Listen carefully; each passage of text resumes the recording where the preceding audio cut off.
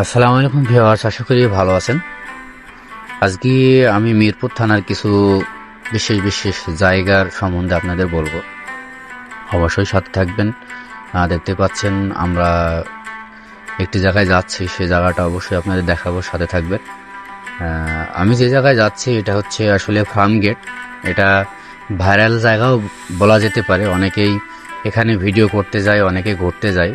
আসলে এই জায়গাটা আমি কখনো যাইনি, আজ প্রথম এবং আপনাদের মাঝে শেয়ার করব।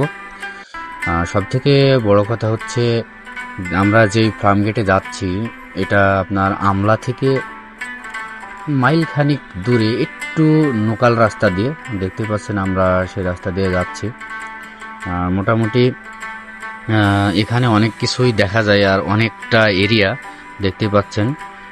সব থেকে বড় কথা হচ্ছে আপনারা যারা ঘুরতে আসবেন আমলার সাইড থেকে একটু ভিতরে চলে আসবেন।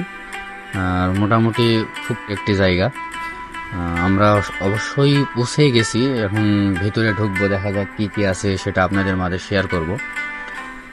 দেখতেই পাচ্ছেন আমরা চলে আসছি, আর ভিতরে তো আসলে অনেক জায়গা দেখাই যাচ্ছে। তবে এখন হয়তো ধানের মৌসুম, এজন্য অনেক ধান লাগানো হচ্ছে। আর আশেপাশে যেসব ঘরগুলা দেখতে পাচ্ছি, এটা আসলে আসলে ফার্ম গেটটা কেন বলা হয় আমি আপনাদের জানাবো।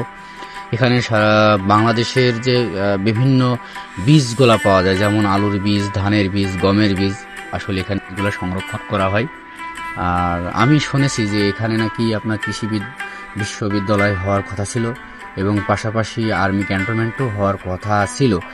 হয়তো হতে পারে। আমি এখানে দেখতে পাচ্ছি অনেক জায়গা, দেখতেই পাচ্ছেন আসলে কত জায়গা, অনেক এরিয়া। আর এই যে নারকেল গাছগুলো দেখতে পাচ্ছেন, আসলে এই জায়গাটাই হচ্ছে ভাইরাল জায়গা। অনেকে এই টিকটক করে, অনেকে ভিডিও করে, এখানে আসে। আপনারা অবশ্যই আসলে ঘুরে যেতে পারেন, অনেক সুন্দর একটি জায়গা। আশা করি আপনারা বুঝতে পারছেন যে এই জায়গাটা না সুন্দর, আসলে ভিডিও করার মতোই জায়গা। অনেক অনেক ধন্যবাদ আপনারা যারা আমার ভিডিওটি দেখছেন। লাইক কমেন্ট করবেন এবং শেয়ার করবেন।